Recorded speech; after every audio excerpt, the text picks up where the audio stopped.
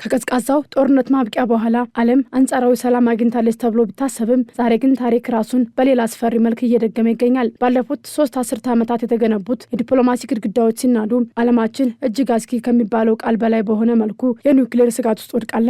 በተለይም የአሜሪካና የሩሲያ የቁጥጥር ስምምነቶች መፍረስ፣ የቻይና የጦር መሳሪያ ክምችት መጨመርና የአውሮፓ አዲስ ስልታዊ አቅጣጫ የሰው ልጅን ሕልውና ጥያቄ ውስጥ ከቶታል። ይህ የኒውክሌር እሽቅድምድም በአውሮፓ ምድር ብቻ ሳይወሰን በአሁኑ ሰዓት በመካከለኛው ምስራቅ በአሜሪካና በኢራን መካከል ለተቀሰቀሰው አደገኛ ፍጥጫ እንደ ትልቅ ማገዶ ሆኖ እያገለገለ ይገኛል። የቴህራን የዩራኒየም ማበልጸጊያ ማሽኖች ፍጥነትና የዋሽንግተን ወታደራዊ ዝግጅት ዓለምን ወደማይቀለበስ የኃይል ግጭት እየገፋት ነው። አሜሪካና ሩሲያ የኒውክሌር ስምምነት የሆነው ኒው ስታርት በይፋ ማብቃቱ ለሁለቱም ሀገራት የጦር መሳሪያዎቻቸውን ያለምንም ገደብ ለማምረት በቂ በር ከፍቶላቸዋል። ለብዙ ዓመታት በኒውክሌር አቅሟ አነስተኛ የነበረችው ቻይና አሁን ላይ አካሄዷን ቀይራለች። የፔንታጎን ሪፖርቶች እንደሚያመለክቱት ቻይና በበረሃማው አካባቢዎቿ በመቶዎች የሚቆጠሩ የሚሳኤል ማስወንጨፊያ ጉድጓዶችን እየገነባች ነው። ሰሜን ኮሪያም አዳዲስ የባህር ውስጥ የኒውክሌር ድሮኖችን በመሞከር ቀጠናዊ ስጋት መሆኗን ቀጥላለች። የስትራቴጂካዊ ጥናት ባለሙያዎች እንደሚሉት ከሆነ የአሁኑ ፉክክር ከቀድሞው የሚለየው ግልጽነት የሌለው መሆኑ ነው። ቀደም ሲል ሀገራት እርስ በርስ ቁጥጥር የሚያደርጉባቸው መንገዶች ነበሩ።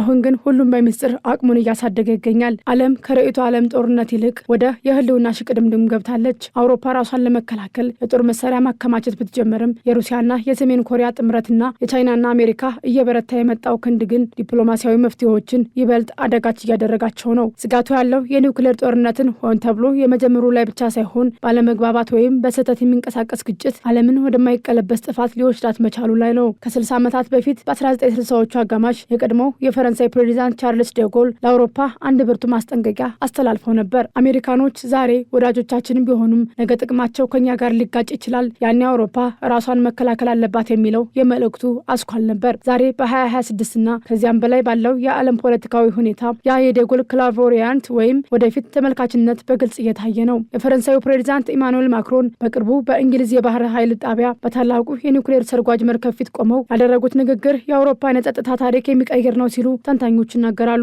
የሚቀጥሉት 50 ዓመታት የኒውክሌር መሳሪያዎችን ዘመን ይሆናል ያሉት ማክሮን ፈረንሳይ የኒውክሌር አቅሟን እንደምትጨምርና ይህንንም አቅም ለመላው አውሮፓ የጥበቃ ጃንጥላ እንዲሆን እንደምታጋራም ይፋም አድርጋለች። ይህ እርምጃ ከቀዝቃዛው ጦርነት ማብቂያ በኋላ በአውሮፓ የታየ ትልቁ የስትራቴጂክ ለውጥ ተደርጎ ተወስዷል። ፈረንሳይ በአሁኑ ወቅት ከ300 በላይ የኒውክሌር ራሶች ያሏት ሲሆን ፕሬዚዳንቱ ይህ ቁጥር እንዲጨምር ትዕዛዝም ሰጥተዋል። ነገር ግን የዚህ ለውጥ መሰረታዊ ነጥብ የቁጥሩ መጨመር ብቻ አይደለም። ፈረንሳይ ከእንግዲህ በኋላ ያላትን አጠቃላይ የኒውክሌር ክምችት መጠን ለዓለም ይፋ እንደማታደርግ አስታውቃለች። ማክሮን እንዳሉት ይህ አዲስ የኒውክሌር ፖሊሲ ከሰሜን አትላንቲክ ጦር ቃል ኪዳን ድርጅት ኔቶ ጋር የሚጋጭ ሳይሆን የኔቶን አቅም የሚያሟላና አውሮፓ የራሷ የሆነ ሁለተኛ የጥበቃ መስመር እንዲኖራት የሚያደርግ ነው። በተለይም በአሁኑ ወቅት በአሜሪካ ፖለቲካ ውስጥ የሚታዩት ለውጦችና አሜሪካ ለኔቶ ያላት ቁርጠኝነት ላይ የሚነሱ ጥርጣሬዎች አውሮፓውያን ወደ ፈረንሳይ እንዲመለከቱ ያስገደዳቸው ይመስላል። ለበርካታ አስርተ ዓመታት ፈረንሳይ የኒውክሌር ጥበቃዋን ለአውሮፓ ለማጋራት ጥሪ ስታቀርብ ብትቆይም አብዛኞቹ ሀገራት አሜሪካ እንዳያስቀይሙ በመስጋት ጥሪውን ወደ ጎን ሲሉ ታይተዋል። ዛሬ ግን ሁኔታው ተቀይሯል። 8 የአውሮፓ ሀገራት ማለትም ጀርመን፣ ፖላንድ፣ ኔዘርላንድ፣ ቤልጂየም፣ ግሪክ፣ ስዊድን፣ ዴንማርክና እንግሊዝ ከፈረንሳይ ጋር በዚህ አዲስ የላቀ መከላከያ ስትራቴጂ ውስጥ ለመሳተፍ ስምምነታቸውን ገልጸዋል። የጀርመኑ መራሄ መንግስት ፍሬድሪክ ሜርክ ከፈረንሳይ ጋር የኒውክሌር ስትሪንግ ግሩፕ ለማቋቋም ተስማምተዋል። ጀርመን በፈረንሳይ የኒውክሌር ልምምዶች ላይ በቀጥታ የምትሳተፍ ሲሆን ይህ ለበርካታ ዓመታት በጀርመን ፖለቲካ ውስጥ ሲታይ የነበረውን የኒውክሌር ፍርሃት የሰበረ ታሪካዊ ውሳኔ ነው። ዴንማርክና ስዊድን በግዛታቸው ላይ የፈረንሳይ የኒውክሌር መሳሪያዎችን ባይቀበሉም በጋራ ልምምድ፣ በመረጃ ልውውጥና በስትራቴጂካዊ ውሳኔ አሰጣጥ ላይ ለመሳተፍ ወስነዋል። የዴንማርኩ ጠቅላይ ሚኒስትር ሜቴ ፍሬዴሪክሰን እንዳሉት ዓላማው በውሳኔ ሰጭነት ጠረጴዛ ዙሪያ መገኘት ነው። የፖላንዱ ጠቅላይ ሚኒስትር ዶናልድ ቱስክ በበኩላቸው ደግሞ ጠላቶቻችን እኛን ለማጥቃት እንዳይደፍሩ ከወዳጆቻችን ጋር በጋራ እየታጠቅን ነው በማለት የፖላንድን ስጋትና ዝግጁነትም ገልጸዋል። በተጨማሪም በ2036 ስራ የሚጀምረው ዘኢንቪሲብል የተሰኘ አዲስ የኒውክሌር ሰርጓጅ መርከብ ፈረንሳይ በባህር ስር ያለውን የኒውክሌር የበላይነትን ለማስቀጠል ያላትን ቁርጠኝነት ያሳያል። አጋር ሀገራት ደግሞ ረዳት በተባሉ ቴክኖሎጂዎች ማለትም በጠፈር ላይ የተመሰረቱ የቅድመ ማስጠንቀቂያ ስርዓቶችን፣ የድሮንና የሚሳኤል መከላከያ ጋሻዎችና የረጅም ርቀት ሚሳኤል ልማት ላይ ከፈረንሳይ ጋር በጋራ ይሰራሉ። አውሮፓ ውስጥ የኒውክሌር ኃይል ያላቸው 2 ሀገራት ብቻ ናቸው፣ ፈረንሳይና እንግሊዝ። ፈረንሳይ 300፣ እንግሊዝ ደግሞ 250 ራሶች አሏቸው። በመካከላቸው ያለው መሰረታዊ ልዩነት የፈረንሳይ ጦር መሳሪያ ሙሉ በሙሉ በራሷ ቴክኖሎጂ የተሰራ ሲሆን እንግሊዝ ግን በአሜሪካ የቴክኖሎጂ ድጋፍ ላይ መቆሟ ነው። ይሁን እንጂ ዛሬ ሁለቱ ሀገራት ከመቼውም ጊዜ በላይ እየተቀራረቡ ነው። ለንደን በፓሪስ ፓሪስ የኒውክሌር ልምምዶች ላይ መሳተፍ ጀምራለች። ምንም እንኳ ከሩሲያ በሺዎች የሚቆጠሩ ራሶች አንጻር ሲታይ ትንሽ ቢመስልም የሁለቱ ሀገራት አቅም ሲደመር 550 ራሶች ለማንኛውም ወራሪ ኃይል ሊሸከሙት የማይችሉትን ዋጋ ለመክፈል ግን ከበቂ በላይ ነው ሲሉ ተንታኞች ይናገራሉ። ፈረንሳይ እስካሁን ድረስ የኒውክሌር መሳሪያዎችን የምትጠቀመው ወሳኝ ፍላጎቶቿ ሲነኩ ብቻ እንደሆነ ትገልጻለች።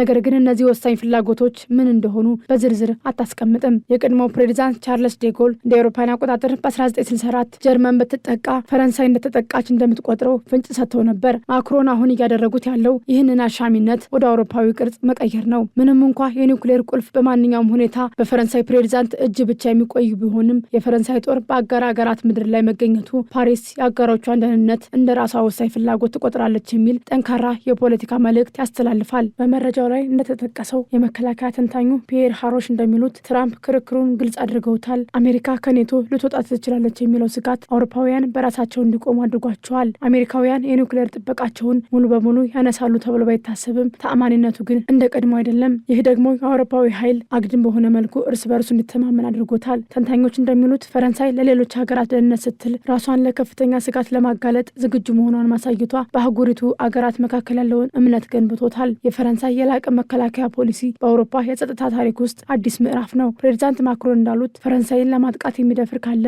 የማይሸከሙት ዋጋ ይከፍላል።